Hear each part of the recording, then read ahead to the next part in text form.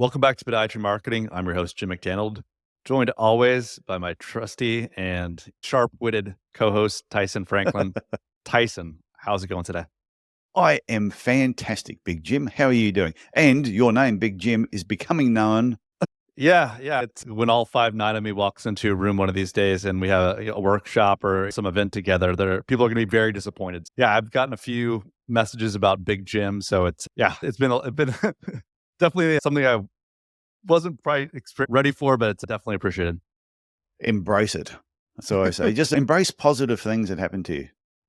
Oh, no, I agree. That's a great way to look at things. And I think getting these messages from our listeners is super inspiring, right? I think we're making a real difference here on the show. People are learning things and thinking about things in ways they hadn't before. So to get some listeners sending some messages of encouragement and asking some questions is always something that is really great. Yeah, better than me mentioning and saying something about Big Jim. People go, oh, who's that? I don't know. Who is that person? Oh, do you have another podcast? I didn't know you had another podcast. Who do you do that with? At least people are listening to the show. And the feedback I'm getting from the show so far is people like the short format. Every episode is about 25 minutes. And usually every episode, there's something you can take away each time, which is no different to today's episode, which I think is very important. Yeah, for sure. Someday we might be legendary, but I don't think today is that day, but we'll keep on working towards that legend status. You just got to keep working on it. You can be a legend in your own lunchtime. Yeah, legend in my own mind. But speaking of legendary things, as we jump into today's topic, what are we going to be going back and forth about? Today, we're going to talk about blog writing. And I know in a previous episode, we mentioned about people focus sometimes on just writing too many blogs and not focusing on other areas of the business. But this is really looking at if you're going to write a blog, and a lot of people won't do it because they get burnt out. Just the thought of writing a blog makes them tired. And when they try to write a blog, they'll spend 3, 4, 5, half a day trying to write a 300-word blog article. And in the end, they end up never finishing anything. And reason that happens is because they don't know how to manage their mental energy. And you can use the same principle in a lot of aspects of podiatry. I think it's being a fun topic. Being a writer myself and writing my fair share of blogs, I know it seems I'm just going to write a bunch of words, but a certain level of focus, organization, a little bit of research, and the more you do it, right, you get the better you get at it. So I think there is definitely a technique and a process that you have to go through to make sure that you're using that energy in a way that, and you're sharing valuable information with your patients. Yeah, the problem with it is a lot of times when people think about, oh, I'm going to write some blogs, they don't have a good format to actually follow. And it's like any system. If you've got a system in place on doing something, it's proven that having a good system, you will get a more, what's the word I'm looking for? Can't help me with the word. What's the word? Predictable. You will get a more predictable result when you actually have a system. If you do A, B, C, D, you'll end up with a certain result. Whereas if you do not have a system and you're flying by the seat of your pants, you can never guarantee what the result is always going to be. And that's what happens a lot of time when people are writing blogs. Yeah, consistency and having a system you can go back to, right? Like, how do you generate ideas? Like, how do you share those ideas in a way that is, palatable and can be easily digested by your patients? So I think that's, if you're just pulling things out of the air from week to week, going where your inspiration is important, putting that into a system, having these ideas in a spreadsheet, in a document. So you're going to work on things and have a list of things as opposed to, like you said, just like sitting at a blank screen in front of a computer thinking, what am I going to blog about? That's probably the worst thing that can happen. And there's nothing worse than that. See, it's different. You like to write, I like to write. So I could probably walk out of my office here and walk into our, because I work from home, I'd walk into our laundry, have a quick look around, and I'm sure just by looking at laundry, I could find something that would be interesting to write about. But it doesn't necessarily mean just because it's interesting to write about that my patients want to read it. So that's the important part is you always want to make sure that you're writing on topic. Yeah, you're writing for your ideal patient. We're going to get on that a little bit later. What I'm going to talk about first is just the mistakes that the rookie writer will do. The person that all of a sudden they go, oh, I've heard I need to write some blog articles. And once again, they sit there and they stare at their blank screen and they go, what do I write about? So what they do, and what they try and do is everything at the same time. They try and come up with a title. And they go, no, that title sucks. So they try and come up with some other titles. Oh, okay, this title's good. And then they start writing. And once they start writing, all of a sudden they're going, oh, no, I don't like that. And the whole paragraph they've done, they delete and they start writing again. And then they'll edit, rewrite, delete again. And then they'll go, oh, I should really do some research on that. Because what happens if another podiatrist reads this? And I happen to say one fact that is, it's 8% instead of, and I said 9%. I don't want to overestimate. So they start editing, they do all this stuff. 3 or 4 hours later, they're pretty much looking at a blank sheet of paper that maybe have 2 or 3 lines there, and they go, you know what? I'll come back to it and do it again later. And they end up with this big, long list or a file full of partially started blog articles that never get completed and will never be completed. Yeah, that's definitely a tough way to go about it. If you're editing while you're trying to write at the same time, it's just going to be a cycle of frustration, I would say, because you're just going to be trying to be perfect, try not to make mistakes.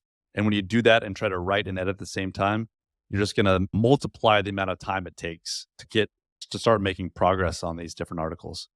Yeah, but and I've done it myself. It's not that automatically I just sat down one day and I wrote a book. I didn't pass English at school. My English teacher, I should have sent her a copy of my book and said, hey, look what I ended up doing. And she probably would have laughed. But yeah, English was never one of my strong suits. But I did enjoy the process of writing, even though I wasn't really that good at it. But it's like the more you do it, the better you get. And when you have a system of being able to write. So at the moment, I'm writing my 3rd book, putting it together. And initially it was hard to get started. But now that I have a format on what I'm doing, I'm getting through it just so much easier that it will be finished before the end of this year, hopefully halfway through the year. It's good to hear. I'm looking forward to reading that. And obviously the first 2 books, I've definitely read those already. Definitely. So you're going to give us any kind of, is this a teaser or is this an open loop? Or are you going to give us some our listeners a little bit of details about what it might be about? Oh, the 3rd book is about podiatry marketing of all things. So it's just, I know.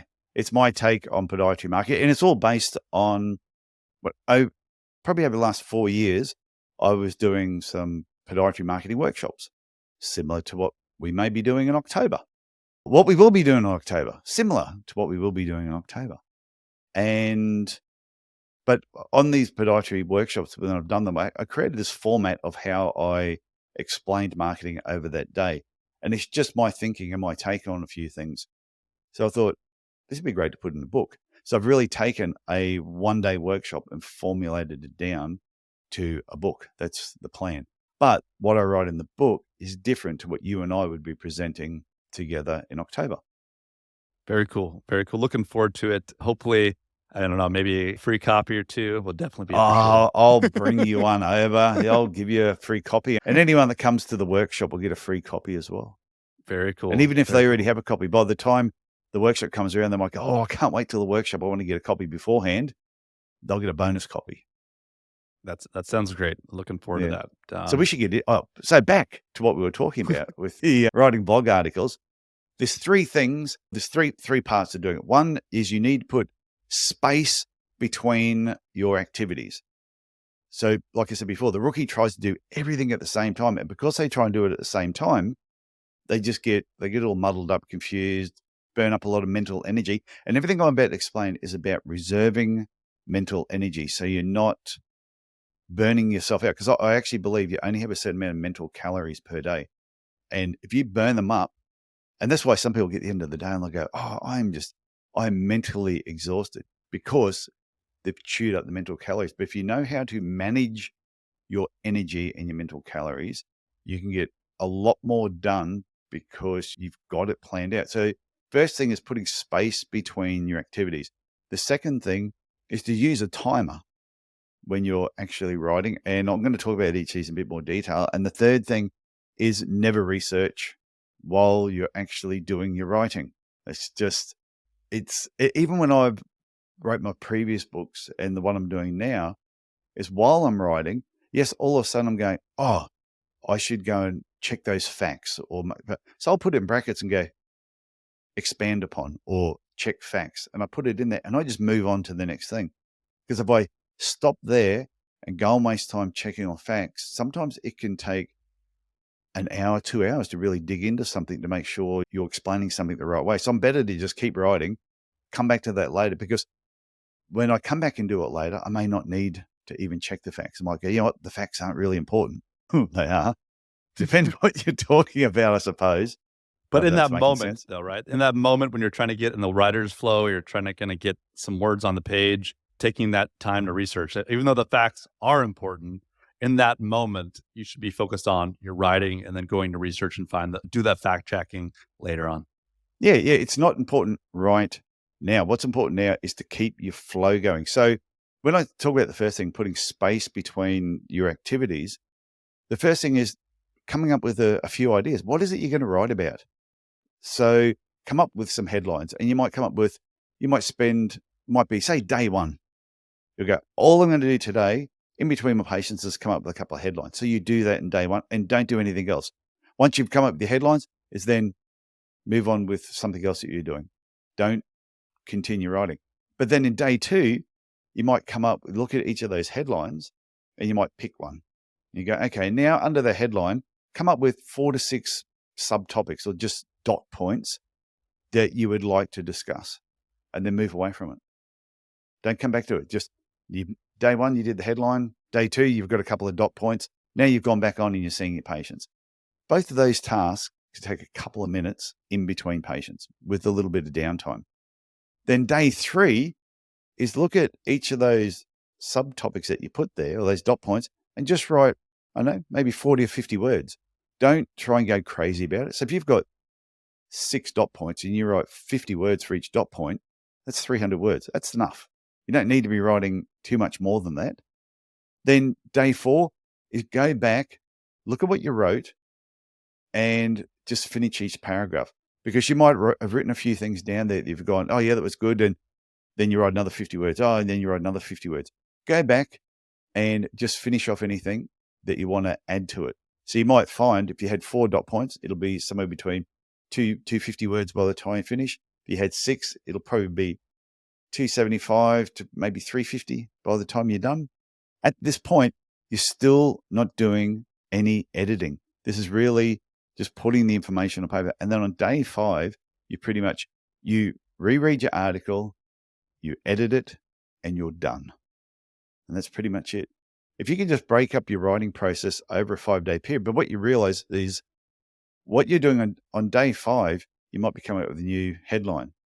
And then for another headline, you might come up with a couple of dot points, and then you might write a couple of things in there. So this is how they just flow week by week, how you can easily just produce another blog article that's related to your ideal patient. Don't write rubbish. I don't want to know about irrelevant rubbish. I can't stand that. So just write about what you know your patient's talking about, the questions they're asking your receptionist at the front counter when they ring up. Yeah, I think taking that perspective of the patient and remembering what it's like to be in their shoes it's really helpful. And actually, when you're writing, it reminds you of that. Even when you're treating your patients, you're busy, you're running from office room to try to treat them. Taking a little bit of time to reflect and write these articles can be not only beneficial for patients but also for yourself. And instead of, like you said, just trying to sit down at once, all of these different things, it's going to feel overwhelming, and most people won't start. And if they do start, they'll get it halfway through and they'll give up. Breaking it down, it's like they say, how do you eat an elephant? One bite at a time, right? So it's one of those things where don't worry about the end product. Focus on the process. Focus on these things that Tyson's telling you to break it down day by day, and you'll have an article by the end of the week. It's funny you talk about that. Did I tell you this story? But I was talking to my daughter recently about how to eat an elephant. She was overwhelmed with uni. And I said to her, Tia, let me explain a story. Have you heard the story about how to eat an elephant? And she went, why would you eat an elephant? I said, no, it's just a metaphor. We're not talking about actually eating an elephant. She goes, why would anyone in their right mind want to eat an elephant? I said, we're not eating an elephant. She said, why'd you bring it up? She's so logical. And I said, but if you did eat an elephant, how do you eat an elephant? She went, fried, boiled. I said, no, one bite at a time. And she's going, Exactly. Oh yeah, that's really clever. She didn't get the humor of the whole thing. Anyway, so the point number 2, the second thing that I said was use a timer to keep you on track is really important. And they refer to this as like the Pomodoro technique. And it's where and Pomodoro because of tomatoes, depending on where you're from. And notice how I speak both languages. the Pomodoro technique is breaking up your writing into intervals. So you might block out a bit of time that you want to do some writing. Write for 25 minutes on, 5 minutes off. Don't sit there and just continue to keep writing. You might set a timer. I have a thing called a time cube, which is sitting over here on my desk. And I use it a lot. And it's a 5, 10, 15, I think 30 minute, 45 and 60. And you just flick it over. And if all of a sudden I'm going, oh, I want to work on something for an hour, I'll flick the time cube over to an hour, keep writing. And as soon as the beeper goes off, I have a 5-minute break. Get up and walk away. Don't just keep writing. But the best thing about timers as well, they help you set deadlines. So if you say you're going to write for half an hour, write for half an hour. If it's going to be 15 minutes, write for 15 minutes. Just stick to a certain deadline and then finish. When the timer goes off, you must stop. You must have a break. And this actually prevents you from just getting exhausted and wearing yourself out. Remember, mental calories, we're going to try and maintain them as much as possible. No, you definitely have to maintain those mental calories. I totally wasn't aware that you speak both American and Australian. Yeah, tomato. But like, all joking aside, I think anyone that's sat at a desk or maybe you're doing charting and things like that, after about 20 to 25 minutes, you're just not as sharp as you were in that first 5, 10 or 15 minutes. So the same thing goes for writing. If you really want to write sharp articles that are really valuable to your patients, that are happy to promote and happy to get out there on different forms of distribution through social media and other places, you just can't stare at the screen for 3 hours and expect something's going to happen. Breaking it down in these smaller chunks, again, I think is super helpful in utilizing your little tomato timer or your time cube. Those things are fun little toys to use them with. I've used one a little bit on my computer. Like they have some timers you can use on your computers. I'm usually going in that route on occasion, but it's the physical item thing is a good idea as well. Oh, time cubes are great. I find it really helpful. And I probably need to use it more than what I actually do. But a friend of mine, Dave Wyman, who's a psychologist, Dr. Dave, and he says he does this all the time. He'll see whether it's a client will be working with somebody, but a certain time, at least once in the morning and once in the afternoon, he blocks out 10 minutes purely just to walk out of his office, and he goes and walks around the block for 10 minutes and then comes back again. And he says how much that recharges his battery and his mental energy is just incredible. That he comes back and all of a sudden he's just totally recharged. So whether it's blog writing or anything else, you need to give yourself those breaks. For sure. What's point number 3? How are you going to bring this one home?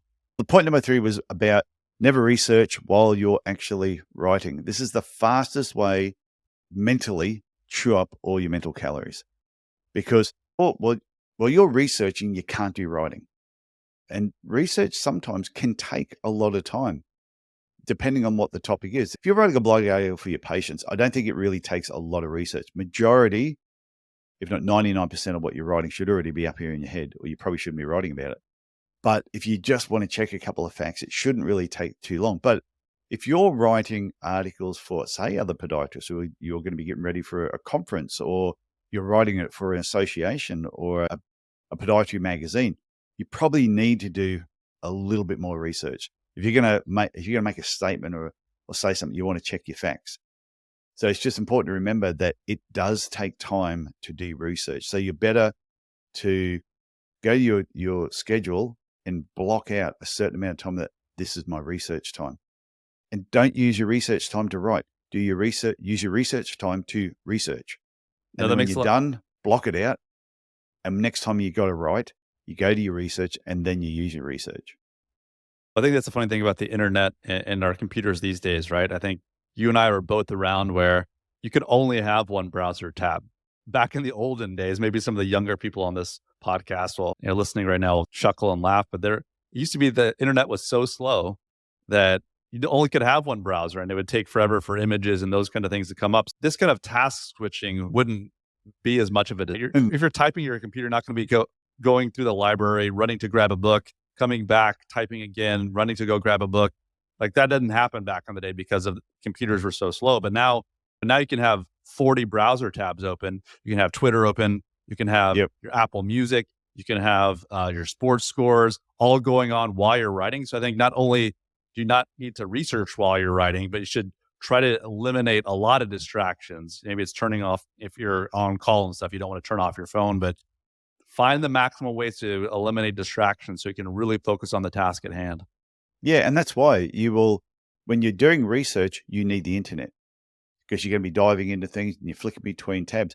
But that's why once you've done your research and you're going to write, turn off all your notifications, turn off the internet because you don't need it because you're in writing mode now. And when you're writing, you should be in writing mode. If you're trying to write, next thing you hear, ding, it's really hard to go, oh, that's that one email that I know. I don't know who it's from, but I guarantee that one email is going to change my life. So therefore I must stop writing and check the email. And then the next thing, you're watching a cat play the piano on YouTube. It's just what happens. And then your writing is just totally stops. I've gotten really good now at eliminating distractions. The other part too, with your research, you need somewhere to store your research. So whether you use Google Docs, Evernote, OneNote, you just want a place, Dropbox, where you put your research in an orderly fashion so that you can easily find it later. Don't randomly have stuff in all different places and then you're sitting there going, oh, Jesus, where did I end up putting that? I've done that before too. No, that's an excellent point, right? Like sometimes there's a new way to, like, it's Google Docs, it's Google Drive, and then maybe it's a Dropbox Notes, it's in your Apple Notes. It could be as much time and work and effort to try to grab things from 4 different places where you've kept that research. So like you said, really just focus on one kind of source of truth or one place where you keep it. Otherwise, you're going to be task switching again. You're going to be wasting time. Yeah. So just a couple of final tips to wrap up on the subject about blog writing is always only write articles or blogs or even evergreen articles for your ideal patient. Think about the patients that you want to see more of in your clinic and make sure you're only ever writing for them. You can also think of all the patients the last patient you'd want to see. Write a list to describe the person you never want to see in your clinic again. And if you've got any blog articles that have written that you've done in the past that talks to them, take them off your website. And if you want, email them to someone you don't like. So here, I wrote some of these blog articles for you. You should put these on your website. They're awesome because then they'll attract all the patients you don't want. There we go. Final tip is make sure every blog article has a call to action.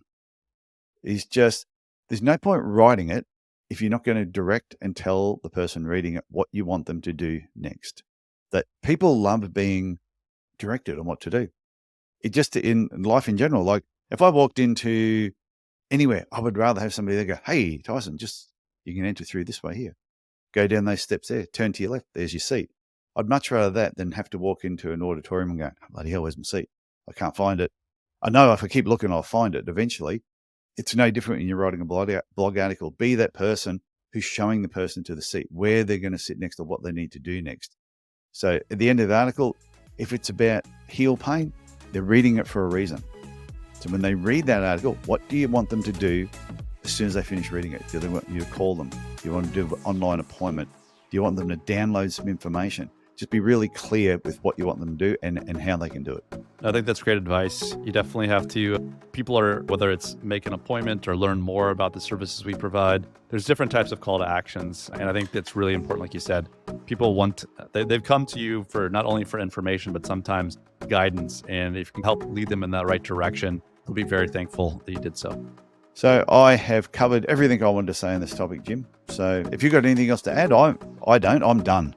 All your mental capacity or your mental calories have been used up for this podcast. For this particular episode, my mental calories are done and they need a rest. And I'm looking right at the 25-minute mark. So my Pomodoro's just cut in and it's time to call it a day. So I will talk to you again next week, Jim. That sounds great, Tyson. I'll talk to you then. Okay, bye.